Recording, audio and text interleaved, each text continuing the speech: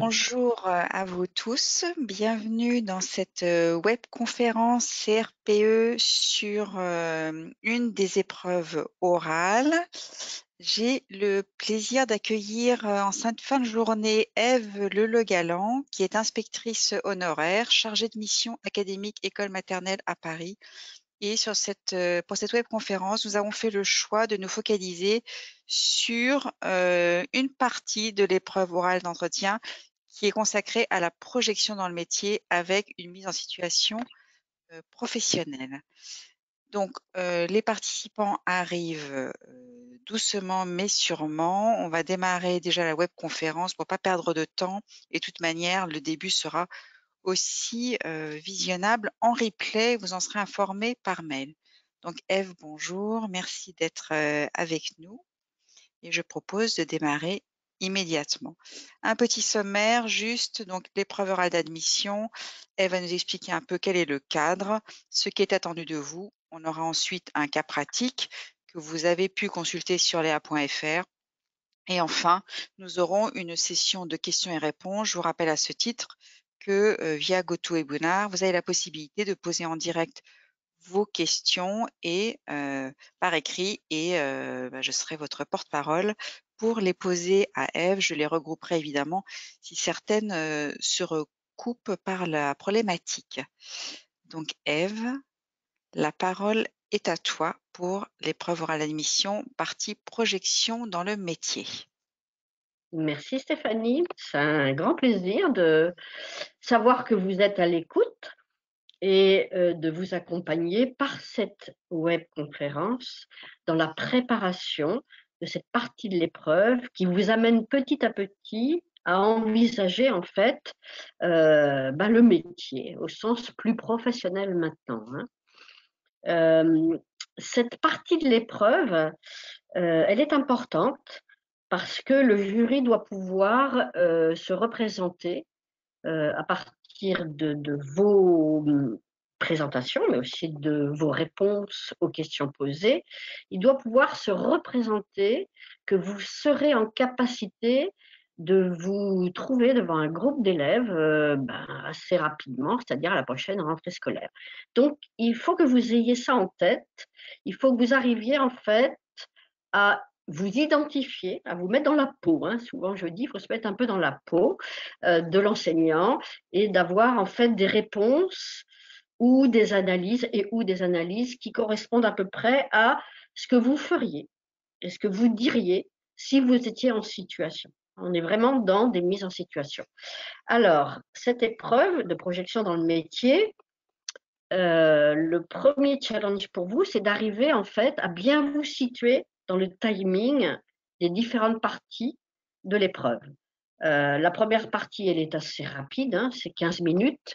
Vous avez 5 minutes la parole.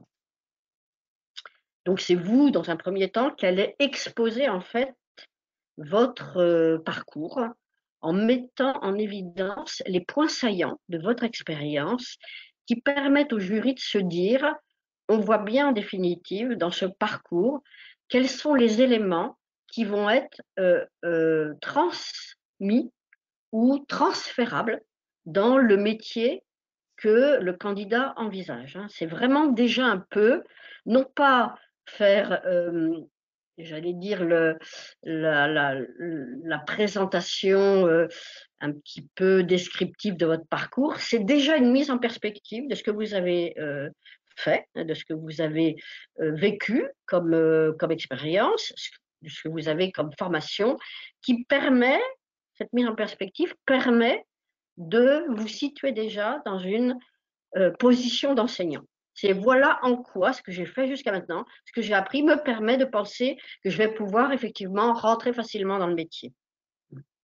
Et puis après, vous avez l'échange avec le jury de 10 minutes et là, on va vous reposer des questions, on va vous poser des questions pour vous permettre en fait de préciser des choses et sans doute à ce moment-là, le plus important pour vous, c'est de pouvoir en fait avoir en tête le référentiel de compétences en disant: «Bah, voilà, par exemple, mon expérience, de management d'une petite équipe, dans le travail que j'ai fait, au sein de telle entreprise, me permet de penser que je saurais travaillé en équipe et que j'ai déjà bien perçu comment le travail collectif pouvait en fait s'organiser. Donc il est important, en définitive, dans cet échange avec le jury, d'apporter des précisions sur les questions qui vous sont posées, dans la perspective en fait de bien fortifier vos points d'appui, hein. Sachez que ce qu'attend le jury, c'est que vous montriez en définitive que vous êtes la bonne personne et que vous allez effectivement entreprendre un parcours que vous avez déjà bien analysé. Dans la deuxième partie, hein, dans les mises en situation professionnelle, là, ça va aussi un peu vite, hein. L'idée, c'est que vous soyez très réactif, hein. Autant dans la première partie des 5 minutes, c'est vous qui avez la parole et c'est vous qui avez le timer en main, si je puis dire. Dans les échanges avec le jury, il faut bien analyser les enjeux des questions et essayer de bien expliciter pour justifier vos réponses. Dans ces mises en situation professionnelle, il faut vous représenter face aux élèves, dans la classe, dans l'école, avec le contexte de l'école. Ça, c'est important, hein. Vous êtes vraiment là en simulation, si je puis dire, hein. Donc il faut en fait vous immerger dans ce contexte-là. Alors, ce qu'on attend de vous au cours de cette épreuve, c'est bien sûr que vous sachiez des choses sur le fonctionnement du système éducatif, que vous ayez bien compris en fait les grandes structures du système éducatif, par exemple que l'école élémentaire, l'école primaire, pardon, c'est un élément du système éducatif qui fonctionne en fait dans une dynamique d'école des bases et que la spécificité de l'école, c'est qu'il n'y a pas de chef d'établissement au sens premier du terme, hein. Le directeur d'école, c'est effectivement quelqu'un qui a des responsabilités, mais c'est pas quelqu'un qui a une fonction hiérarchique vis-à-vis de vous. Donc, vous voyez ça, dans les préparations que je fais souvent, les candidats ont du mal, en fait, à bien identifier le directeur d'école comme étant une personne ressource, comme étant un référent, et qui répond à un certain nombre de situations, mais il n'est pas en situation de hiérarchie, donc c'est pas lui, en définitive, qui va vous demander, vous sommer de faire des choses. Par contre, l'inspecteur, oui. La relation hiérarchique, elle n'est pas dans l'école, elle est décalée de l'école. Quelques éléments de son histoire, c'est peut-être pour vous l'occasion, si je puis dire, de voir un petit peu quelles sont les dernières évolutions, hein. Vous n'allez pas repartir du côté de l'histoire de Jules Ferry, quoique de temps en temps. C'est bien vu de dire que l'école primaire, elle est quand même dans la droite ligne de l'héritage en fait de la Troisième République et qu'elle n'a pas beaucoup changé, hein, depuis la Troisième République. Une fois qu'on a dit ça, bon, c'est pas la peine de creuser trop cette question, mais en tout état de cause, quelques éléments de son histoire, c'est, j'allais dire, les 15 à 20 dernières années, qui sont importantes à comprendre dans leurs évolutions. Parce que ces dernières années, beaucoup d'inflexions ont été données à l'école primaire, notamment la loi d'orientation, hein, bon, c'est un jalon pour vous, mais aussi la succession des programmes, hein. Les programmes maintenant se succèdent à une cadence assez soutenue. Et puis les grandes inflexions qui ont été données sur l'école de la confiance et sur l'inclusion des enfants en situation de handicap. Ça, quand je dis quelques éléments de son histoire, c'est de connaître en définitive de quoi aujourd'hui l'école est-elle l'héritière et qu'est-ce qu'elle doit effectivement réaliser comme objectifs généraux. La dimension éducation prioritaire, c'est quelque chose qui n'est pas récent, hein, ça date des années 80, mais qui a pris aussi j'allais dire, un sens un petit peu particulier depuis quelques années, puisqu'on parle moins d'éducation prioritaire, mais d'égalité pour tous, hein. Vous voyez, c'est des petites choses qu'il faut que vous ayez en tête. La connaissance du cadre institutionnel, ça c'est très très important, hein. On parle en fait dans votre fonction future de fonctionnaire d'État, on parle beaucoup en fait des valeurs de l'école, qui sont les valeurs de la République, hein, et la manière dont l'école en fait les met en œuvre, ces valeurs-là. Alors on en reparlera peut-être au cours du cas que je vous présenterai tout à l'heure, mais en tout état de cause, vous êtes représentant de ces valeurs-là, vous les incarnez. Et à chaque fois qu'il y a une situation que vous avez à traiter, il faut qu'on sente que vous référez à ces valeurs-là. Les valeurs de laïcité, d'égalité, les valeurs aussi de traitement, j'allais dire, selon les normes du droit, hein, du traitement des élèves, mais aussi des parents. Et je pense que c'est important que vous ayez ça en tête, hein. D'ailleurs, vous aurez des questions, hein, là-dessus. En général, on n'évite pas, le jury n'évite jamais les questions des valeurs et comment ça se décline concrètement dans votre mission, dans votre fonction. Les droits et les devoirs des fonctionnaires d'État, bon, ça, faut que vous ayez ça aussi un petit peu en tête. C'est tout ce qui relève en fait de la mission de fonctionnaire, c'est-à-dire que là, parmi les devoirs, il y a le devoir d'obéissance, hein, qui peut être d'ailleurs discuté, hein, c'est-à-dire que vous devez mettre en œuvre les orientations arrêtées en fait par la gouvernance, hein, arrêtées par la politique éducative, et vous n'avez pas le choix de mettre en œuvre les programmes ou pas, hein, d'enseigner certaines matières ou pas, hein, par exemple. Parmi les droits, vous avez le droit d'être représenté, ça c'est un droit important. Vous avez le droit aussi d'être rémunéré et vous avez le droit d'avoir des vacances, hein. Je dis souvent ça parce que, en définitive, le temps de travail des enseignants, il n'est pas uniquement calculé en fonction de la présence des élèves, il est calculé aussi sur le travail en amont et en aval. Et le droit à congé est un droit qui est lié en fait à votre mission d'enseignement et de fonctionnaire d'État. Un petit mot sur l'école comme établissement inscrit dans une logique de système, j'en ai parlé un petit peu tout à l'heure. C'est une unité de base, hein, l'école primaire, hein, c'est l'unité de base du système éducatif. Et c'est une école qui est, j'allais dire, héritière des fonctions de ce qu'on appelle, ou ce qu'on appelait à l'époque, l'école de la République, hein, selon les orientations de Jules Ferry. Et cette école-là, en fait, sa spécificité en France, c'est qu'elle est présente dans toutes les communes. C'est-à-dire que chaque famille, chaque enfant peut trouver dans la proximité de son lieu d'habitation aujourd'hui une école qui va pouvoir l'accueillir, hein. Ça, c'est assez spécifique à la France, hein. Le système n'est pas organisé comme ça de la même manière dans d'autres pays.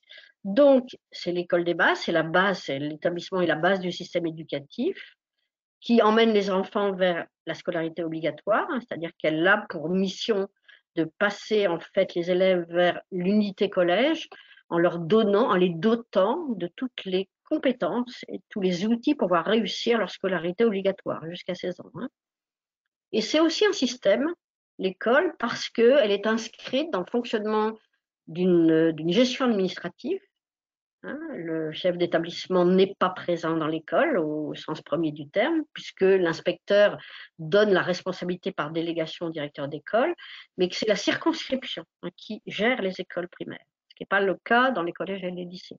Et donc la circonscription, elle est gérée par un inspecteur qui est lui en fait un fonctionnaire d'État nommé par le recteur, hein, sur liste d'aptitude ou sur réussite à un concours. Il représente le ministre, en fait, en territoire, hein. Donc, vous voyez que l'école est inscrite, en fait, sous la houlette de la gestion administrative de la circonscription, qui elle-même s'inscrit, en fait, dans l'académie, hein. Vous voyez bien ce système d'emboîtement. La communauté éducative, c'est quoi une communauté éducative? C'est l'ensemble des personnes qui vont se retrouver le matin, tous les matins, 8h30 jusqu'à 18h, pour les enfants qui restent au périscolaire, et qui va en fait partager un moment de vie autour en fait des apprentissages. La communauté éducative, c'est bien sûr les enseignants et toutes les personnes qui contribuent au fonctionnement de l'école, hein. Ce sont les enfants, les élèves, et ce sont aussi les parents. Il ne faut jamais oublier que la communauté éducative, elle est constituée en fait aussi des parents. Ils sont membres à part entière de la communauté éducative. Et puis, dans le premier degré, en France, ce qui est spécifique, c'est que c'est le maire qui est un peu responsable, j'allais dire, du fonctionnement technique, matériel de l'école, hein. Donc là, il y a la commune comme partenaire. N'oubliez jamais aussi qu'on vous demandera de montrer en quoi vous allez être particulièrement attentif à la différence, aux différences et aux différents besoins de vos élèves et comment vous y répondez. Sachant qu'on va reparler tout à l'heure de l'école inclusive, c'est que dans votre mission, il faut que chacun de vos élèves puisse trouver dans ce que vous proposez dans votre classe, ou dans la manière aussi dont vous gérez la vie scolaire, puisse trouver en fait un traitement égalitaire ou d'égale dignité qui permet en fait à chacun de ces enfants de savoir que l'école fait le maximum pour eux et qu'il n'y a pas de différence. On ne traite pas mieux les enfants en réussite, au contraire. On va aller chercher des stratégies et des solutions pour faire réussir chacun des enfants. La gestion de la vie scolaire, la protection des élèves, ça c'est ce qui relève. La protection des élèves, elle est liée à votre statut de fonctionnaire d'État, mais aussi de personne. Protéger des élèves, c'est par exemple faire cesser des situations de harcèlement ou des situations de violence. Et si vous avez connaissance en fait d'enfants en danger, c'est pouvoir intervenir avec les bons outils. Et puis des connaissances sur l'éducation prioritaire parce que, en définitive, maintenant, l'éducation prioritaire, elle est quand même très présente, un petit peu partout, notamment au niveau urbain, et qu'elle fonctionne avec des stratégies, des dispositifs un petit peu spécifiques. Donc, vous pouvez avoir des questions très précises sur, en éducation prioritaire, comment ça se passerait. Donc, ayez quand même quelques connaissances sur tout ce qui est dispositifs spécifiques, les postes supplémentaires, les fonctionnements par dédoublement, par classe dédoublée. Qu'est-ce que c'est effectivement que les CP dédoublés, les CE1 dédoublés, les grandes sections dédoublées, comment ça fonctionne et quelles sont en fait les obligations de travail en équipe que ça implique. Voilà. Alors, on va avancer. Dans votre présentation, dont je vous parlais tout à l'heure, votre parcours, là, il faut que vous ayez une présentation dynamique, positive, où vous mettez en évidence ce que vous savez, ce que vous avez appris, comment ça vous constitue, j'allais dire, comme étant fort d'une expérience antérieure ou d'une formation antérieure, c'est-à-dire que ce sont vos points d'appui, il faut le dire. Voilà, j'ai appris que, j'ai vu que, j'ai pris la mesure d'eux, et maintenant je sais, étant donné que je connais le profil attendu du professeur des écoles, profil professionnel, que je pourrais effectivement exploiter telle et telle connaissance ou telle et telle compétence dans telle partie de ma fonction. Et il est important que vous puissiez donner des exemples de ça. Mettez bien en évidence ce que vous allez en fait utiliser tout de suite dans votre boîte à outils. Ça, c'est vos atouts, c'est vos acquis, et ce que vous allez pouvoir mobiliser tout de suite pour répondre à la situation. C'est un métier qui va démarrer quand même très vite, au mois de septembre. Vous aurez la chance d'être reçu, j'en suis persuadée. Donc très vite, vous allez être confronté au réel de la classe et au réel, en fait, de la diversité des situations. Donc il faut, en définitive, au cours de cette présentation, qu'on se dise, là, je ne me fais pas trop de soucis parce que c'est quelqu'un, par exemple, qui sait ce que c'est que l'évaluation. Parce qu'il a déjà travaillé dans ce domaine-là, appliqué à telle situation, il saura transférer ça. Parce que dans sa présentation, il a pu l'expliquer. C'est quelqu'un qui a été, par exemple, à ESH et qui a déjà une bonne connaissance de ce que c'est que des profils particuliers. Donc, on se dit, quand on a été à ESH pendant 1 an ou 2 ans, on est un peu plus sensible à ce que c'est qu'un enfant en difficulté et on sera, j'allais dire, beaucoup plus opérationnel au plan des outils. Montrez bien, en définitive, que vous êtes dans une perspective dynamique. Vous vous projetez vers l'avant. Je dis souvent, il faut voir le mouvement.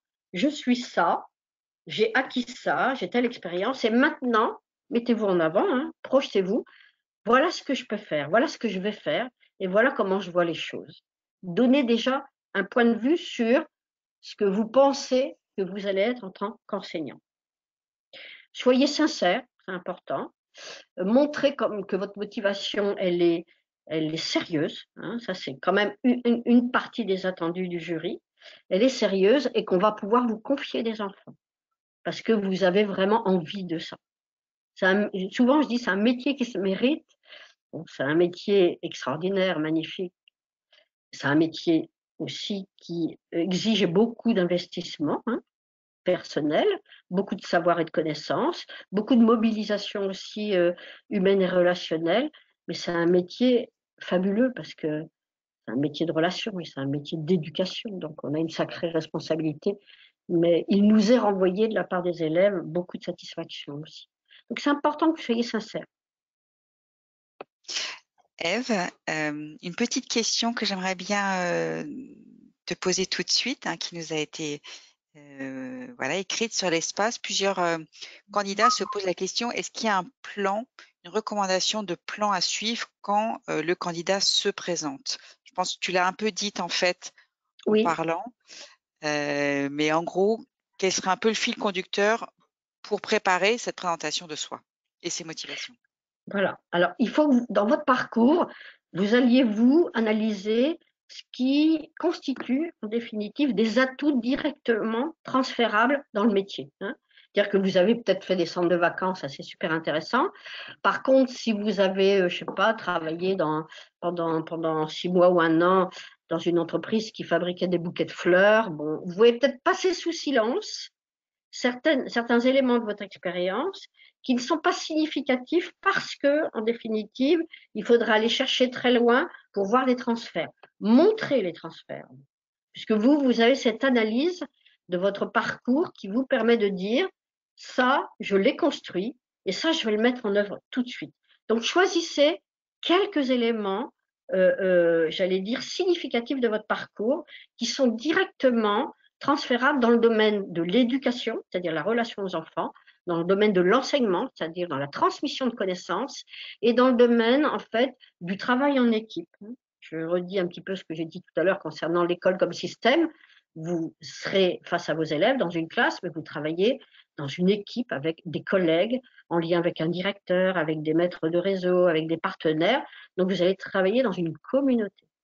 Donc, ces 3 éléments-là, il faut que vous puissiez, en définitive, montrer en quoi vous avez déjà bien préparé le terrain et vous êtes prêt. Je dirais, il faut dire ça, il faut le dire, ça, c'est quelque chose qui ne me posera pas de problème parce que j'ai déjà construit ou acquis cette compétence. Je vois bien comment elle peut se décliner dans le travail que j'aurai à faire dès la rentrée scolaire. Soyez concret et donnez des exemples, effectivement. Donc si je résume, Ève, on peut être sur un parcours linéaire et à chaque fois extraire ce qui se rattache, valorise la projection dans le métier et les compétences qui sont attendues. Et ça peut être une Oui, tout à fait, proposition de plan pour se projeter. tout à fait. Ça peut être aussi des lectures, hein. Ça peut être des lectures que vous avez faites et qui vous ont montré, en fait, des voies, ou ça peut être aussi des rencontres que vous avez faites, hein. C'est-à-dire que, ben, moi, parmi les candidats que je prépare, souvent, ils me disent, ces candidats: «J'ai une de mes amies qui est enseignante» et en fait, j'ai bien compris à travers ce qu'elle me raconte, qu'il y avait, en fait, dans sa manière de concevoir, de préparer la classe, de concevoir son métier, des éléments qui me permettent de penser que je serais bien dans ce métier. C'est un métier que je veux faire. Il donne du sens, en fait, à mon parcours professionnel et j'ai envie de ça. J'ai envie d'enseigner, j'ai envie d'aider des enfants à grandir, j'ai envie effectivement d'aider des enfants en difficulté à émerger, hein. Il ne faut pas hésiter effectivement à dire en quoi c'est ce que vous voulez faire. Merci Ève. On peut passer à l'échange avec le jury. Alors, là, le jury va vous interroger en définitive sur bah, la connaissance des textes réglementaires. Bon, bah, pour l'école, hein, c'est effectivement la connaissance du fonctionnement de l'école, hein, le fonctionnement de l'école. Le document important à connaître quand même, parce que dans les questions que je pose, moi souvent, on ne sait pas bien, c'est le règlement intérieur de l'école. Vous voyez, c'est un document très important. C'est le document en fait qui est présenté au premier conseil d'école de l'année, aux parents, aux partenaires, dont on discute et qui est voté en conseil d'école. Et dans le règlement intérieur de l'école, il y a tout.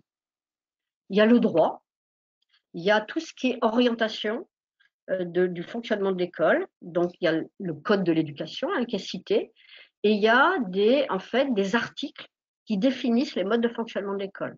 Typiquement, c'est les horaires d'entrée et de sortie. Mais c'est aussi Sanction et punition. Bon, punition, on n'a pas le droit, hein. C'est sanction et récompense. Punition, c'est au collège. Donc, c'est des articles, en définitive, qui définissent très précisément votre posture professionnelle. Qu'est-ce que je fais face à une situation? C'est écrit dans le règlement intérieur. Et d'ailleurs, nul n'est censé ignorer la loi. Normalement, le règlement intérieur, vous le connaissez, et les parents aussi le connaissent. Et quand vous avez une discussion avec les parents, eh ben, c'est le texte qui fait force de loi. Et s'il y a j'allais dire, un conflit, les parents peuvent nous mettre au tribunal administratif, hein, c'est déjà arrivé, mais nous, on peut se défendre par le fait que c'était écrit dans le règlement intérieur et que les parents n'ont pas complètement pris la mesure de ce que ça voulait dire, que ça impliquait comme obligation de leur part à eux. C'est nos obligations à nous, mais c'est aussi les obligations des parents et les obligations des élèves. Bon, les textes réglementaires, il y a les programmes, hein, ça, mais vous l'avez vu lors de la première phase de préparation du concours, c'est sûr qu'il faut quand même un peu les connaître et ce qui définit en fait votre travail d'enseignement. Alors, les échanges avec le jury, ça peut être aussi vous questionner sur, en fait, dans le texte, on dit que, par exemple, on dit que il est important que les filles aient autant de droits que les garçons à l'école, c'est dans la charte d'ailleurs, mais quand vous percevez qu'il y a en fait dans votre classe des attitudes de la part des garçons qui sont un petit peu méprisantes ou un peu d'ironie, etc., comment vous gérez ça? C'est écrit, hein, l'égalité filles-garçons à l'école, mais comment vous réagissez, comment vous gérez ça? C'est-à-dire qu'on va vous demander en définitive de réagir et de dire comment vous faites, vous, face à une situation, face à une phrase que vous avez entendue, comment vous réagissez, votre réaction à vous. C'est un peu là qu'on va tester votre capacité, en fait, à faire sens sur le prescrit, hein. Alors, les contraintes propres au métier, c'est le respect du texte, des textes réglementaires, hein. Vous les connaissez et vous les appliquez. Et puis, c'est la manière dont vous donnez sens à ce cadre réglementaire, c'est-à-dire dont vous comportez en tant que personne, mais aussi en tant que professionnel, dans une situation réelle face à des enfants, face à des parents, face à des collègues. Et la posture professionnelle, c'est comment vous êtes, ce que vous dites, ce que vous faites, hein. Ça, c'est très important. On vous posera des questions, hein, sur cet aspect-là.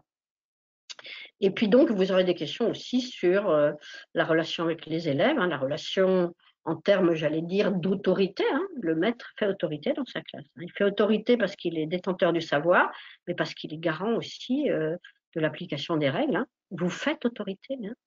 N'ayez pas peur de ce mot-là, hein. L'autorité, c'est pas l'autoritarisme.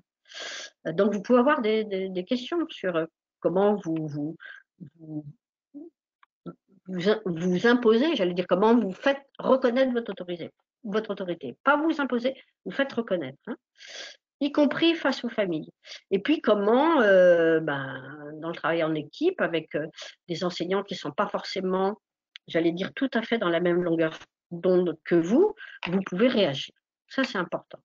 Avec des gens différents, hein. Travailler en équipe, c'est travailler avec des gens différents. Ève, je crois qu'on a perdu la caméra, ce qui n'empêche pas d'avoir le son. Ah, Mais on va continuer quand même. J'ai des candidats qui posent, voilà, voilà, merci, voilà. qui est de retour. Oui, Je pose la question tout de suite parce qu'ensuite on va passer à la mise en situation professionnelle, on sera sur un autre sujet. Il y a des candidats qui posent aussi des questions sur cette fameuse fiche qui doit maintenant être oui. remplie, ce qui n'était pas le cas dans les précédentes modalités de passage du concours. Est-ce que tu as des remarques particulières sur cette fiche? Je crois que tu as pas mal dit déjà les questions de valorisation des contenus, mais est-ce que, alors en visualisant cette fameuse fiche, est-ce que tu as des recommandations particulières ou en fin de compte, ce que tu as dit nourrit déjà bien la façon dont elle doit être complétée? Je te Alors, elle rappelle, est, hein, entre les études, la formation, les ouais, stages, ouais, l'expérience professionnelle. oui, oui. Elle est très synthétique, hein. Elle est vraiment, j'allais dire, elle est un peu squelettique même, hein. Et en fait, ce que vous allez écrire, sachez que vous aurez à justifier votre choix. Hein. Par exemple, le jury va vous dire, ben, vous avez choisi de faire figurer, par exemple, l'expérience que vous avez vécue quand vous êtes parti aux États-Unis, dans le cadre d'un échange. Donc, il faut que vous ayez, en fait, dans la présentation, tout de suite derrière ce que vous avez choisi, des éléments de justification et d'argumentation. Ça, c'est important. Vous pouvez aussi être interrogé sur, par exemple, vous avez fait le choix de présenter un travail que vous avez réalisé durant vos études universitaires dans ce domaine-là. Comment est-ce que vous pensez qu'il est en fait un élément fort pour votre projection dans votre futur métier? Donc là, pour le coup, dans votre présentation, il faudra que vous ayez plus que des arguments, mais de la justification. Hein. Le jury peut très bien vous dire, on s'étonne sur ce que vous avez fait figurer, parce que on voit pas trop les liens avec le futur métier. Donc en fait, pensez à ça. Hein. Pensez qu'il va falloir tirer des fils et à chaque fois, à chaque question qu'on va vous poser, il va falloir que vous disiez maintenant dans la classe, qu'est-ce qui est présent dans ma manière d'être, dans ma manière de faire, dans ma manière d'enseigner, que j'ai moi mis en évidence dans la présentation de mon parcours. Donc c'est à vous de faire ces liens-là. Le jury ne les fait pas forcément, mais vous allez les faire de manière, j'allais dire, très explicite. Je crois il faut que, au-delà du squelette de l'affiche, on puisse en fait voir émerger en fait la personnalité de l'enseignant. Hein. Parce que dans l'affiche, c'est pas un enseignant, c'est pas encore un enseignant. Donc c'est à vous en fait de le faire exister, cet enseignant. Merci Ève, et en même temps, il faut pas qu'il y ait de trous non plus. Donc il faut quand même être, j'allais dire honnête sur son parcours, mais être peut-être en capacité d'expliquer les choix qui ont été faits et quels liens peuvent être faits avec le futur métier d'enseignant. Oui, tu parles des trous? Par exemple, un candidat ne peut pas mettre sous silence dans son expérience professionnelle 2 années qui n'ont pas grand rapport avec l'éducation, avec, l'univers de l'éducation, parce que j'en sais rien, il a eu une vie totalement différente. Tu disais, qu'il a travaillé dans le secteur des fleurs. Il faut au moins qu'il le mentionne et qu'il soit en capacité d'argumenter dans quelle mesure ça a influencé ou pas ses choix pour ensuite, Oui, se projeter vers le métier oui, enseignant. C'est ça que je veux dire. oui. Oui, tout ce qui est un peu éloigné du monde de l'éducation, je pense qu'il faut toujours le valoriser comme étant l'occasion de découvrir d'autres milieux professionnels. Là, je vous donne une réponse presque toute faite. D'autres situations professionnelles qui vous permettent en définitive d'avoir un regard ouvert en abordant ce métier. Hein. Un regard, si j'ai travaillé par exemple à la Poste, je sais ce que c'est que l'administration de la Poste, et c'est une culture en fait un petit peu d'autres milieux professionnels qui me permettra de construire d'autant mieux mon identité d'enseignant, justement dans le différentiel, tu vois. Il faut le valoriser. Même si j'ai pas travaillé dans le milieu éducatif pendant quelques temps, j'ai travaillé vraiment bien ailleurs, hein, en milieu privé, par exemple dans une entreprise privée. Moi, j'ai des candidats qui viennent du secteur bancaire, tu vois. J'ai une candidate l'autre jour qui me dit, ben voilà, moi j'ai passé 7 ans à Londres dans le secteur bancaire. Ah oui. Donc effectivement, il n'y a pas de relation directe avec le métier envisagé, mais il faut valoriser cette expérience-là, parce que, c'était à l'étranger, c'était dans un autre milieu, pour le coup, langagier, linguistique et culturel. Donc ça veut dire, moi je lui ai dit, mais il faut dire tout de suite, je parle parfaitement anglais, tu vois. Parce que j'ai vécu en Angleterre, j'ai travaillé en Angleterre, donc voilà, il y a la capacité à enseigner une langue vivante étrangère, bon voilà. Et puis j'ai découvert en fait une culture qui, revenant en France, me permet effectivement d'avoir un autre regard sur le fonctionnement sociétal, mais aussi sur l'école française. J'ai appris des choses en partant, en allant voir ailleurs ce qui se passait, j'ai appris des choses sur mon propre pays. Mais il faut le dire, il ne faut pas le laisser déduire, tu vois, par le jury. Il faut le dire, l'expliciter. Merci Ève. Nous allons pouvoir passer à la mise en situation professionnelle Alors, et je te laisse la parole. voilà. Donc là, vous allez directement plonger dans le bain de l'école, hein, dans le bain de la classe, dans le bain de l'école, et on vous met dedans tout de suite, hein. Alors, vous êtes professeur dans une école, voilà, en milieu urbain ou en milieu rural, et voilà la situation à laquelle vous êtes confronté. Euh, donc, il va falloir tout de suite réagir, hein, par l'analyse de la situation. Alors, attends, reviens un petit peu en arrière. Il y a forcément dans la situation qu'on va vous proposer une analyse, en fait, du cadre juridique dans lequel ça s'inscrit. Parce que là, il y a forcément un cadre juridique qui va être convoqué, hein. Et puis, voir un petit peu, très vite, hein, voir un petit peu ce que ça veut dire pour vous en tant qu'enseignant. En tant que, j'allais dire, acteur, hein, c'est-à-dire qu'est-ce que je pense, comment je réfléchis, qu'est-ce que je dis et qu'est-ce que je fais. C'est vraiment là des choses qui vont arriver tout de suite, hein. Votre situation va forcément, c'est une situation vraie, hein, des situations qui sont prises dans le fonctionnement des écoles, on n'invente rien, il y en a plein, tous les jours il y en a plein. Je dois dire que depuis quelques années, on a de plus en plus de cas de figure, hein, parce que le fonctionnement de l'école s'est un peu complexifié, puis la société aussi s'est complexifiée, hein. Donc on est confronté à l'école, on est confronté à une société de plus en plus, j'allais dire, ouverte, de plus en plus traversée, hein, par des problématiques et même des situations compliquées. Je repense à la Covid, mais je pense aussi en fait à tout ce qui est enfants de migrants qui nous arrivent à l'école ou des situations familiales difficiles parce que les parents ont perdu leur emploi. Vous voyez, la situation de certaines familles, c'est quand même à l'école qu'on arrive en fait à la gérer d'une manière ou d'une autre. Il faut qu'on fasse avec, hein. Donc, toutes ces situations, elles ont été extraites du terrain et elles vont forcément, j'allais dire, susciter une réflexion sur ce que vous avez à faire en tant que fonctionnaire. C'est-à-dire quelle valeur vous allez utiliser pour pouvoir dire et agir. Vous allez aussi forcément être confronté à, voilà, on est à l'école, c'est un service public d'éducation, c'est un service public, hein. Donc ça veut dire que il y a l'égalité de traitement de la part de tous les usagers, par exemple.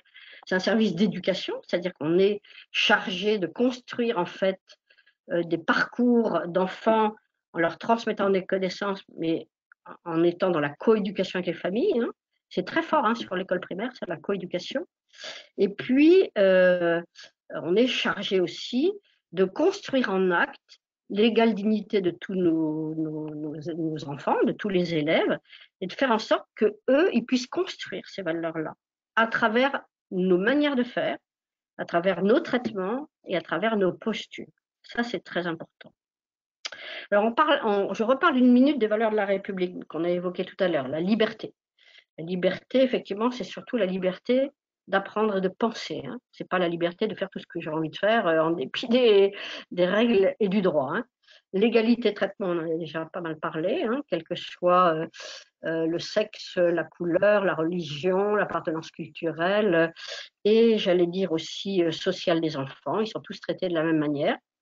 La fraternité, qui est très liée en fait à l'idée de construire un vivre ensemble à l'école. La communauté éducative de l'école construit le lien à l'autre et elle va formater les enfants dans une relation aux autres. La laïcité, c'est un super grand principe qui est dans la société actuelle, hein, j'allais dire un petit peu malmené. Je ne vais pas le développer là, mais on vous demandera quand même, peut-être vous aurez une question, sur qu'est-ce que c'est, quelle définition vous donnez de la laïcité. Et la laïcité, c'est un principe, c'est très important ce que je vous dis, c'est un principe de séparation entre l'espace personnel, ce que je crois pour moi-même, et même la manière dont j'élève mes enfants, hein, et les conceptions qui sont les miennes, et l'espace public qu'est l'école. Donc c'est un principe de séparation. Ce qui se passe dans les familles, ce qui se passe dans la cité relève de principes extérieurs à l'école. La laïcité est un principe qui permet aux enfants d'être tous traités de la même manière et de ne pas justement subir j'allais dire, d'influence de la part de la croyance personnelle, de la part des tendances ou des représentations qu'on a au plan éducatif. Et c'est un principe qui permet aux enfants d'être libres, voyez. En fait, on repousse à l'extérieur de l'école tout ce qui est croyance et tout ce qui est représentation personnelle. Et à l'intérieur de l'école, on installe en fait les principes de liberté et les principes d'accès à la connaissance pour tous. Et c'est ça la laïcité. Si j'ai envie de croire, je crois et je dis ce que je crois. Mais à l'intérieur de l'école, je ne pourrais pas asséner mes croyances. Hein. Par exemple, quand il y a dans une classe, moi j'ai assisté à ça quand j'étais inspectrice sur Paris, des enfants qui disent mais c'est n'importe quoi ce que tu dis là, c'est pas la terre c'est pas formée comme ça, c'est Dieu qui a créé la terre. À partir d'une remarque comme celle-là, il faut que vous interveniez en disant sans doute c'est ce que tu crois et j'ai rien à dire sur tes croyances, mais en tout état de cause ici à l'école, nous enseignants, on est là pour t'aider à construire des connaissances et à pouvoir penser par toi-même dans la liberté de penser. Mais ça, c'est ton affaire à toi. L'espace laïque veut que tu aies accès à la connaissance telle qu'elle est déposée, j'allais dire, du côté des sciences, du côté de l'histoire, du côté de tout ce qui est, j'allais dire, base d'une société, hein, qui est reconnue, hein, qui est déposée dans le dictionnaire, dans les encyclopédies, etc. On peut discuter ça et avoir une autre croyance, mais en tout état de cause, ici, tu vas avoir accès à la connaissance. Et ta croyance, tu la forgeras peut-être ailleurs. La démocratie, bien sûr, ça on en parle beaucoup en ce moment, c'est effectivement lié en fait au système de la gouvernance. Hein. On est dans un système démocrate et je pense que c'est important que la démocratie soit aussi déclinée à l'école. Par exemple, en cycle 3, institutionnaliser des conseils d'enfants et donner la parole aux enfants pour qu'ils puissent être acteurs dans le fonctionnement de l'école. La justice sociale, ça c'est très important aussi. Ils vous demanderont votre avis, les élèves. Maîtresse, maître, qu'est-ce que tu crois que donc sur des éléments on va dire d'événements. Il est important que vous puissiez toujours porter la parole de la justice sociale. Il y a une justice, elle doit s'appliquer. Et puis le respect de toutes les croyances, mais sans qu'il y ait domination de l'une sur les autres. Hein. Je respecte ce que tu crois, mais en tout état de cause, ici on ne discutera pas en fait hein, du bien fondé de ta croyance. Voilà. C'est ça la laïcité, hein. Vous voyez, c'est assez ténu, mais c'est un principe de séparation qui permet que l'école soit un lieu d'éducation pour tous et un lieu de construction de la liberté de penser en appui sur les connaissances avérées. Merci Ève. Alors, Plusieurs on en a candidats plutôt ont demandé pour la laïcité. Donc, je rappelle qu'il y a le replay qui sera disponible et donc à loisir, ils pourront réécouter les explications de Ève sur la laïcité. C'est pour ça que je ne pose pas la question et que le temps passant, on avance sur la Oui, on va avancer sur notre situation. Alors, qu'est-ce que le jury va chercher à faire? Il va chercher à voir, à percevoir si vous avez senti les enjeux de la situation et si vous êtes capable, en définitive, de parler de ces enjeux-là. Donc, on va vous demander, en définitive, de dire, voilà, face à cette situation, je suis typiquement dans une situation, j'allais dire, de non-respect du principe de laïcité ou de difficulté, en fait, pour un enfant à vivre au sein de la classe ou une situation de harcèlement scolaire, on en a aussi, hein, ou une situation, en fait, de contestation de la part de certaines familles de l'autorité de l'école, hein, du bien fondé de l'école, mais aussi de l'autorité de l'enseignant. Et on vous demandera d'analyser, en fait, ça, hein, c'est-à-dire de donner, en définitive, des éléments de compréhension. Et puis, vous allez échanger avec le jury sur les questions qu'on va vous poser. Et à chaque fois, vous allez répondre comme moi dans cette situation-là, moi en tant que futur enseignant.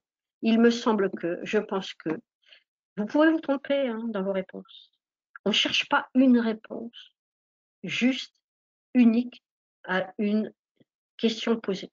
On cherche en fait à tester votre capacité à développer votre analyse et votre réflexion. Hein. Et si vous vous trompez, le jury vous le dira. Hein, vous dira, ben oui, vous avez dit que dans cette situation-là, vous allez faire de telle et telle manière. Alors maintenant, on va vous rappeler en définitive quel est le cadre. Alors, de ce point de vue-là, est-ce que c'est la bonne réponse qu'il fallait, enfin la bonne posture qu'il fallait adopter? Et là, vous pourrez en fait rectifier votre réponse. Vous trompez, c'est possible.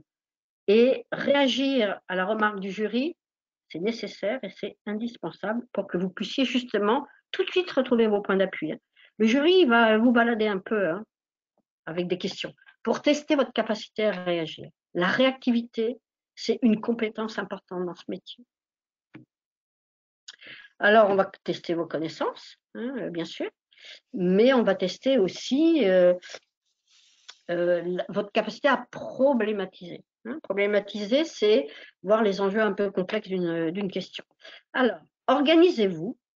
Tout de suite, quand on va vous donner le sujet, dites-vous dans votre tête, la problématique, c'est celle-là. On va voir dans l'étude de cas. Essayez de présenter cette problématique en donnant les analyses du contexte, les éléments du contexte que vous connaissez, la loi à laquelle ça fait référence, le cadre réglementaire sur lequel ça s'appuie, et parler en fait de votre position, de la position que vous prendrez. Ce que vous direz, je dis toujours ça, direz et ce que vous ferez. Je dis et je fais. Enseigner, c'est agir. C'est agir, réagir, et c'est pouvoir renvoyer en fait des éléments, j'allais dire, de sécurisation pour les élèves. Alors, notre étude de cas. Voilà. On est dans une classe de CM1. Une classe de CM1, et vous avez dans votre classe un jeune garçon qui souffre de troubles de la communication, parce que c'est un enfant qui a du mal à parler, qui a du mal à communiquer, qui bégaye. Et régulièrement, cet enfant, en fait, est victime de moqueries. Il est victime aussi un petit peu d'actions désagréables de la part de certains élèves dans la cour de récréation. Ça ne se passe pas dans la classe, ça ne se passe pas dans le couloir, ça se passe dans la cour de récréation. Et ça se passe à l'insu des enseignants. C'est-à-dire que ça, souvent, ça se passe dans un petit coin. Il se trouve que personne n'a vu. Des enseignants de surveillance comme vous, vous n'avez rien vu, il ne vous a rien dit, cet enfant-là, mais il en a parlé à ses parents.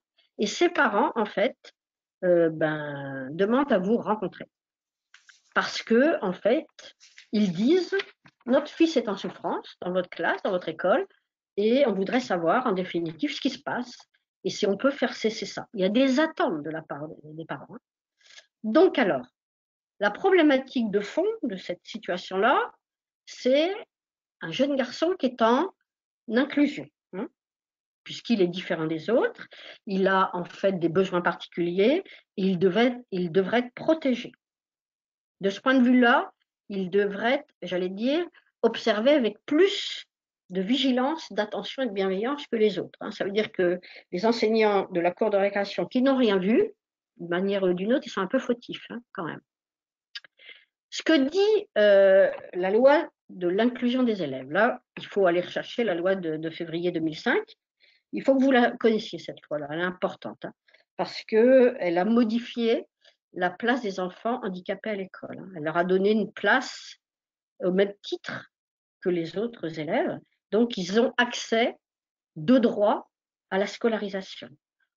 On ne dit pas forcément à une scolarisation comme les autres, c'est-à-dire banalisée. On dit dans la loi que le rôle de l'école, c'est d'aménager cet accueil scolaire pour faire en sorte qu'il puisse aller le plus loin possible dans les apprentissages au même titre que les autres. Donc, on garde en fait des objectifs d'acquisition qui sont calés sur les objectifs généraux, mais il va falloir aménager les conditions d'inclusion. Alors, on a repris dans la refondation de l'école en 2013 cette idée de l'inclusion scolaire, c'est-à-dire que non seulement la loi de 2005 a vu une montée en puissance de l'accueil scolaire de ces enfants-là, mais à chaque loi, notamment dans l'école de la confiance en 2019, on rappelle l'importance en fait de l'inclusion scolaire de tous les élèves. Et on parle à cette époque-là en 2019, de service public de l'école inclusive. Et il y a même des sites maintenant qui vous permettent de trouver des références, des ressources, des outils pour réaliser vraiment cette inclusion pour tous vos élèves, pour tous ceux que vous scolarisez. Il y en a dans toutes les classes, hein, des élèves en inclusion. J'ai même moi des classes à Paris, j'ai même des classes où il y en a deux, des projets des PPS, hein, des parcours personnalisés de scolarisation, il y en a deux dans certaines classes. Donc ça veut dire que c'est au cœur de vos problématiques. Ils ont des droits, ces enfants-là, ils ont le droit de l'accueil scolaire, ils ont le droit en fait de la bienveillance et le droit d'accès au savoir comme les autres, et ça relève de votre responsabilité. C'est vous qui êtes responsable à 100% de la réussite de ce projet. Donc pas tout seul, hein. L'école inclusive, c'est aussi une école qui s'appuie sur des partenariats, mais en tout état de cause, vous êtes responsable à 100%. Alors, reprenons notre jeune élève. En fait, dans la cour de récréation, qu'est-ce qui se passe? Dans la cour de récréation, à chaque fois qu'il est, j'allais dire, un petit peu livré à lui-même, la cour de récréation, vous savez que c'est un espace où il y a quelquefois de la violence, hein. Il y a une réalisatrice, il y a quelques années, qui avait posé sa caméra dans le coin d'une cour de récréation en moyenne et grande section de maternelle. Elle a filmé en continu des choses qui se passent entre enfants. C'est hallucinant, quelquefois. C'est-à-dire, c'est violent. C'est violent dans les paroles, c'est violent dans les actes. Et nous, on n'est pas forcément, j'allais dire, attentifs à tout ça. Alors lui, ce jeune garçon, en fait, il a face à lui un petit groupe d'enfants qui s'est pris au jeu d'aller l'embêter, lui dire ah, tu sais pas parler, ah, tu bégayes, le bousculer un peu, hein, pas forcément avec des gestes violents, mais la violence, elle est symbolique et la violence, elle est subie comme une humiliation. C'est-à-dire que cet enfant-là, au fur et à mesure des remarques cinglantes, de l'ironie, en fait, il va se replier sur lui-même et en fait, il va être en souffrance, hein. Il va être en souffrance, un enfant en souffrance. Alors, remontant dans la classe, il ne va pas forcément parler à vous, à l'enseignant, mais par contre, en fait, il va ressasser ça et c'est souvent aux parents, hein, qui en parlent. Donc, il est en souffrance, il est discriminé par rapport à son handicap, c'est grave. C'est grave, ça relèverait même d'une plainte, hein, de la part des parents. Il faut intervenir. Et les parents sont inquiets, ils ont raison de venir vous voir, ils ont des attentes par rapport à votre position et par rapport à vos réponses. Il va falloir satisfaire ces attentes. Donc, alors, vous allez essayer de savoir ce qui se passe, parce qu'avant de recevoir les parents, il faut déjà interroger les élèves qui ont été témoins ou qui savent un petit peu ce qui se passe, qui n'ont pas forcément eu le courage de vous le dire, mais il va falloir en fait démêler un petit peu le vrai du faux dans ce qui se dit. Il faut faire une petite enquête, dire voilà, qu'est-ce qui s'est passé à la récréation hier, qu'est-ce que tu dis toi, on va l'appeler Lucien. Lucien, qu'est-ce que tu dis toi de ce qui s'est passé? Oui, mais un tel, ils sont venus, ils m'ont bousculé, ils se sont moqués de moi, etc. Et donc, il faut faire en fait une analyse contradictoire de ce que disent les enfants pour que vous sachiez très précisément ce qui s'est passé. Alors, vous n'aurez pas forcément accès à la vérité de tout ça, mais au moins, vous aurez mené l'enquête. Et vous aurez des éléments de contexte, des éléments de connaissance. Si vous recevez les parents sans savoir ce qui s'est passé, eux, ils vont arriver avec leur connaissance à eux, hein. Et de temps en temps, il faut dire aux parents, attendez, vous dites qu'il s'est passé ça. Mais moi, j'ai interrogé les enfants, voilà ce que je sais, voilà ce que nous savons, hein. Donc, il faut le plus possible être dans des faits relatés, des faits analysés, mais du fait. Pas de la conviction, pas de la croyance, pas du jugement, pas de il me semble que, des faits. Et travailler à partir des faits. Alors, qu'est-ce qu'on va dire après? Quand on va recevoir les parents, on va repartir de ces faits-là et on va leur dire, vous avez raison d'être venus nous voir et de nous avoir parlé de tout ça. Nous allons intervenir, c'est-à-dire je vais intervenir moi dans ma classe parce que ce qui se passe là justifie que je retravaille que je travaille avec mes élèves sur cette question-là. C'est une question en fait de respect de l'autre, c'est une question qui est inscrite dans les articles de la Charte de la laïcité, et ça n'est pas normal ce qui se passe. Et vous avez raison aussi d'attirer notre attention sur la surveillance, parce qu'il faut que les enseignants de surveillance soient attentifs à cette situation-là. Il faut veiller sur cet enfant comme le lait sur le feu. Souvent, je dis ça aux enseignants, hein, ceux qui sont différents, il faut toujours les avoir un petit peu sous le regard parce qu'on ne sait jamais ce qui peut arriver. Et s'il arrive quelque chose de grave, il faut savoir. Donc, il faut avoir vu ou alors il faut avoir récupéré les informations qui permettent de comprendre. Hein. Et les parents, quand vous allez les recevoir, vous allez les rassurer. C'est pas normal. Cet enfant est discriminé, il est en souffrance, donc on va régler la situation pour qu'il puisse revenir en toute confiance à l'école. Alors, dans la classe, vous allez aussi travailler avec ça. Donc, ça, c'est la gestion de la vie scolaire, c'est donner en fait des gages à la famille, donner des gages à l'enfant pour que ce qui se passe et qui n'est pas normal, qui n'est pas dans les règles et valeurs de l'école, ça s'arrête le plus rapidement possible. Par contre, vous allez en profiter, vous, pour travailler avec vos élèves sur cette question-là. Parce que s'il se passe ça, c'est que vos élèves ont besoin, en fait, d'y voir un petit peu clair.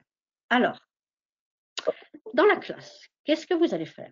Dans la classe, vous allez, en fait, utiliser les séances d'éducation morale et civique, hein, de MC, hein, pour retravailler cette question-là. C'est-à-dire que vous allez faire cours à partir de ça.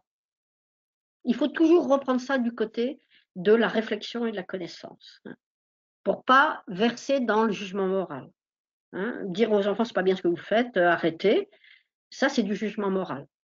Et pour les enfants, c'est pas sûr que ce soit des arguments pour qu'ils puissent changer de comportement. Hein. Nous, on a envie, oh ouais, il est rigolo, mais c'est pas grave, maîtresse. Mais on n'y dit rien, mais on lui a dit juste qu'il bégayait, qu'il postillonnait. Bah, attends, mais c'est grave ce que vous êtes en train de dire. Donc les enfants, quelquefois, ils minimisent la gravité, hein, parce qu'ils n'ont pas forcément les mêmes, j'allais dire, représentations de la relation à l'autre, du respect de l'autre dans la relation.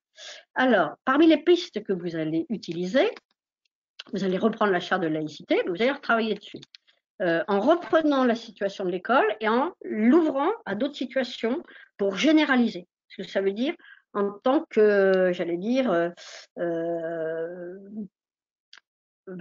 engagé dans une relation de respect avec les autres, à l'école, mais aussi à l'extérieur de l'école. Hein. Donc, vous allez opérer une régulation immédiate, entendre la victime, entendre ceux qui sont identifiés comme étant les acteurs de violence, d'ironie, de pique, d'humiliation, voilà, tout ce qui n'est pas très sympathique. Hein.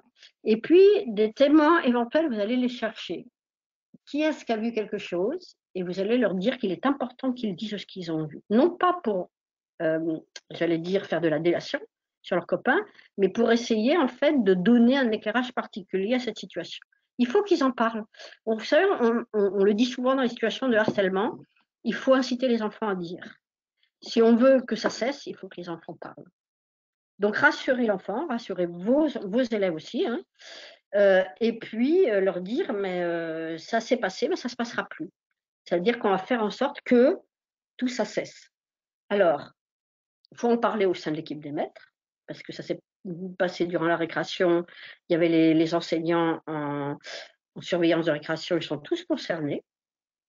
Donc, ça vaut le coup aussi de discuter entre vous de comment on agit face à une situation comme celle-là. C'est-à-dire quand je vois ou quand j'entends des choses de ce type-là, qu'est-ce que je fais? Pour que tous les enseignants aient, j'allais dire, les mêmes réactions, qui se comportent tous de la même manière pour renvoyer en fait au même cadre, un cadre qui est partagé par tous.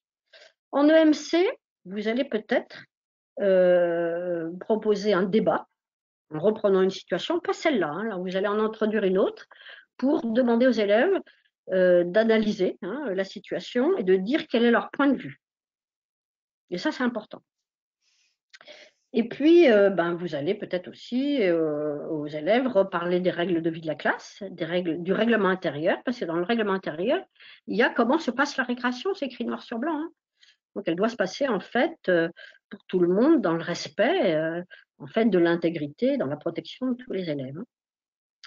Alors, ce que vous pouvez faire aussi, c'est vous dire à propos de cette situation, ben, je vais en profiter pour travailler avec mes élèves sur qu'est-ce que c'est que le handicap, ben, qu'est-ce que ça évoque pour eux, hein, quelle représentation ils ont, et faire évoluer peut-être leur représentation, parce qu'on n'a pas tous la même perception du handicap, hein.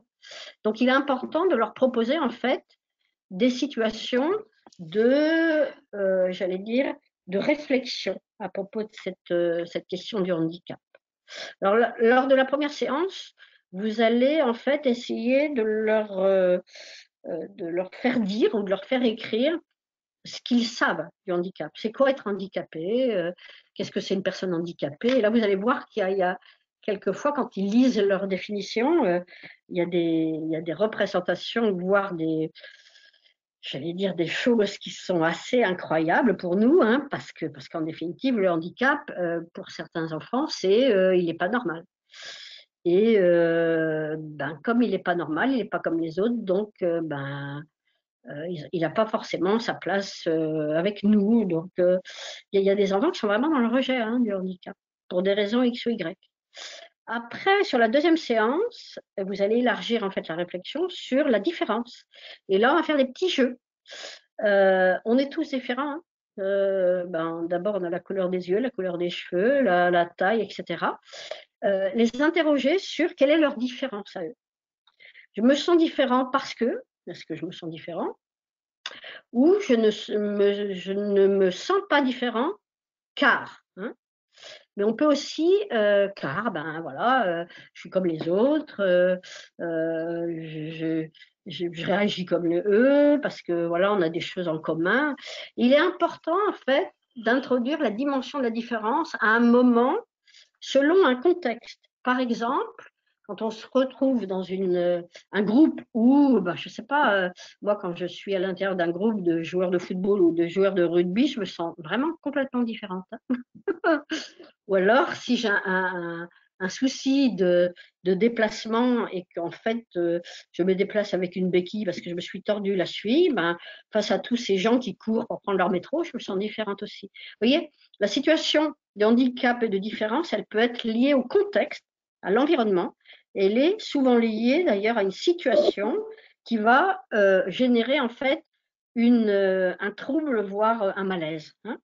Et il est important en fait de rapporter cette question-là auprès de vos élèves. On peut regarder des vidéos, hein, il y en a plein, hein. Allez sur le site École inclusive, il y a plein de situations où on peut faire travailler nos élèves en classe sur cette question-là. Il y a plein d'outils, ce n'est pas ce qui manque, hein. Alors, maintenant, on peut effectivement aussi faire un lien avec d'autres disciplines, hein. Moi, je vous ai proposé un lien avec la discipline artistique musique. Alors, je vous le propose parce que je l'ai vu faire en classe, hein, ça a très bien marché d'ailleurs, hein. La maîtresse avait pris en fait une chanson de Grand Corps Malade, qui est cet artiste qui se déplace avec une canne et qui en fait a eu un accident très grave il y a quelques années, qui s'est retrouvé en fauteuil roulant et qui a retrouvé la mobilité, mais qui est quand même très handicapé au plan moteur, hein. Et Ève, il a on écrit t'a une chanson, reperdu en caméra. c'est vrai, Oui, on il a écrit une t'entend. chanson qui s'appelle Sixième Sens. Et dans Sixième Sens, en fait, donne-nous quelques éléments de la chanson.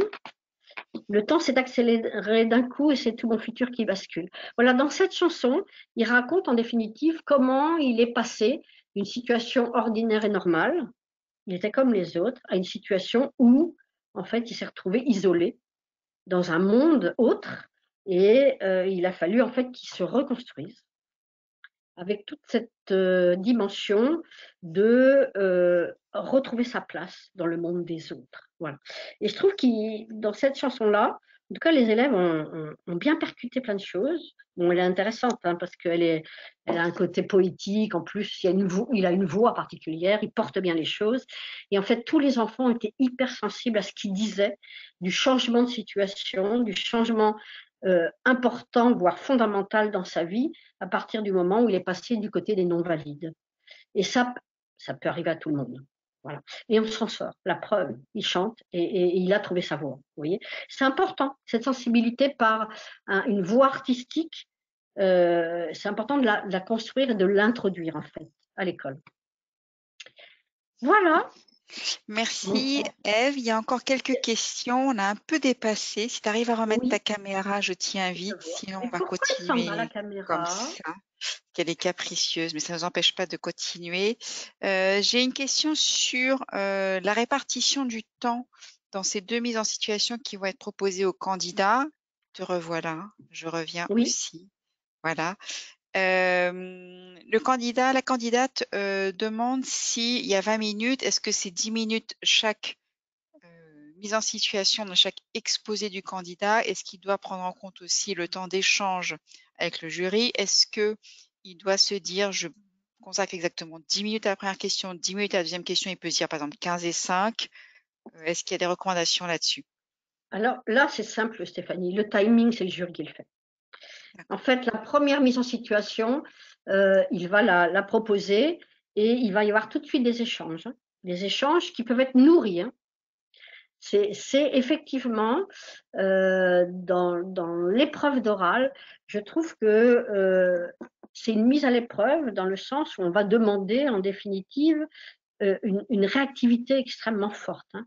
Et si vous hésitez, en fait, on passera sur une autre question, hein. C'est-à-dire qu'on va un peu vous «cuisiner» entre guillemets, hein. Ça reste quand même bon Gentiment. enfant. Mais le jury voudra savoir comment vous réagissez, hein, ce que vous en savez, ce que vous analysez, ce que vous avez identifié dans la situation et comment en fait vous êtes en capacité d'avoir des éléments de réponse, hein. Je vous ai dit tout à l'heure, il n'y a pas de bonne réponse, mais il y a l'analyse d'un positionnement, d'une posture, d'une conception que vous avez à travers laquelle on va pouvoir analyser votre intégration des règles et des valeurs de l'école, hein. Par exemple, sur cette situation-là, c'est bien évident que si vous dites bah, c'est pas bien grave ce qui s'est passé en cours de récréation, bon, ils sont taquins, ben, j'ai certains grands dans ma classe qui sont taquins, donc c'est des trucs entre enfants, des fois on dit ça, hein, c'est des trucs, des histoires entre enfants, on va pas s'en mêler, on va attendre que le temps passe. Si vous répondez ça, on va vous dire, mais attendez, vous n'avez pas une responsabilité là? C'est-à-dire qu'on va tout de suite réagir sur votre réponse et essayer de vous amener sur la mise en évidence, en fait, de votre positionnement professionnel, hein. C'est bien ça. Et donc, souvent le jury, après ce temps d'échange assez nourri, il passe à la deuxième situation. Sans tambour ni trompette, hein. Il y a souvent pas de, il y a souvent pas de, il y a pas de transition, hein. On dit ben voilà, on vous propose une deuxième situation. Donc là, il faut vous repositionner tout de suite, hein. C'est-à-dire qu'il faut faire un petit saut en arrière, hein, vous remettre sur vos deux pieds et dire voilà, maintenant je pars sur autre chose. Donc il y a un cut entre les deux, hein, vraiment. Donc faut pas mélanger la première et la deuxième, hein. Ces deux situations sont très autonomes l'une par rapport à l'autre, hein. Et il est important en définitive que vous puissiez réagir de la même manière, hein, c'est-à-dire être très réactif tout de suite. Ce qui est terrible pour un jury, je vous le dis en tant que jury, c'est quand le candidat ne sait pas trop, n'a pas trop identifié quel était le problème ou la situation et dilue un peu dans des choses générales. Là, le jury reviendra sur des choses très très précises et très concrètes, hein. Vous êtes dans la classe, vous êtes dans l'école, vous êtes en situation, il y a des enfants en face de vous, vous êtes enseignant, représentant de l'État, vous êtes garant des valeurs de la République, vous êtes garant de l'application du règlement intérieur et des règles, vous êtes garant de la protection et de la sécurité de tous vos élèves. Et là, c'est ça qu'on vous demande. C'est ça qu'on vous demande. Donc, montrer en quoi vous avez bien compris ça. Voilà. Merci Ève. Il y a une dernière question qui, je pense, va parler à pas mal de candidats. Un des personnes écoutant la conférence s'interroge sur son vécu personnel. Si la situation qui est présentée fait écho à son vécu personnel parce que il ou elle a été harcelé, parce que il ou elle a été un élève à besoin éducatif particulier, est-ce qu'il peut aussi citer, s'appuyer sur son vécu personnel pour argumenter ou est-ce que c'est hors de propos? Alors, c'est pas hors de propos, Stéphanie, mais c'est délicat. Parce que, en fait, si effectivement ça fait écho, il faut dire en quoi. cette expérience-là a été dépassée et qu'elle est maintenant un élément de compréhension d'autant plus important puisque maintenant je serai enseignant, je saurai. Et je suis beaucoup plus sensible, je serai beaucoup plus sensible, ou certainement d'une sensibilité particulière, parce que je sais par expérience le mal que ça peut faire ou les dégâts que ça peut faire, etc. Mais il faut vraiment montrer en quoi ça permet de switcher de l'élève ou de l'enfant dans une situation à maintenant l'enseignant. Hein. C'est-à-dire on est devenu quelqu'un, j'allais dire, un adulte, on est devenu maintenant un enseignant responsable d'eux. Et cette responsabilité, on va l'assumer pour qu'aucun enfant ou aucun élève ne subisse ce que j'ai pu subir ou ne soit en fait discriminé ou stigmatisé comme j'ai pu l'être. Plus jamais ça. Tu vois, c'est vraiment ça qu'il faut dire. C'est vraiment ça. Sinon, si on reste sur une expérience disant ben moi je sais ce que c'est parce que vraiment j'étais très malheureuse à ce moment-là et puis les enseignants sont pas intervenus et l'école a rien fait. J'ai traîné ça toute ma vie, enfin une grande partie de ma vie, tu vois. C'est-à-dire ce que je disais tout à l'heure, on est tout le temps dans cette projection, dans une posture positive. Voilà. C'est quelque chose qu'il faut retourner comme étant un point important et qui montre comment ça permet de grandir et ça permet effectivement de prendre des responsabilités à son tour. Merci Ève. C'était la dernière question et donc la dernière réponse à ce webinaire consacré à la partie de l'épreuve d'entretien sur la projection de métier. Un grand merci Ève pour cette longue présentation, toutes ces explications données tant sur la partie projection de métier que sur la mise en situation professionnelle. Avant de terminer cette webconférence, je rappelle que vous avez déjà en replay l'oral de français, épreuve orale de leçon, que jeudi à 17h, vous aurez la webconférence sur l'épreuve orale de leçon en mathématiques et que nous terminerons pour cette année le cycle des webconférences. Pour le PS, il y en a une en ligne depuis l'année dernière, mais qui évidemment est toujours d'actualité puisque c'était déjà ce mode la session réformée. Voilà, on vous souhaite à tous un très bon courage parce qu'il y a les premiers résultats qui sont tombés, Oui, donc on suppose qu'il y en a pas mal d'admissibles dans ceux qui ont oui, écouté. Ceux qui ne savent pas encore, on espère évidemment qu'ils le seront. Et donc, eh ben, peut-être qu'on vous retrouvera l'année prochaine sur le portail léa.fr en tant qu'enseignant. ben on Merci, l'espère, on les attend, hein, on Stéphanie, les on les attend. souhaite. Exactement. Un grand Courage à merci, vous. Ève, pour cette intervention et bon courage à vous tous. Voilà. Merci Merci, au Stéphanie. revoir. Au revoir.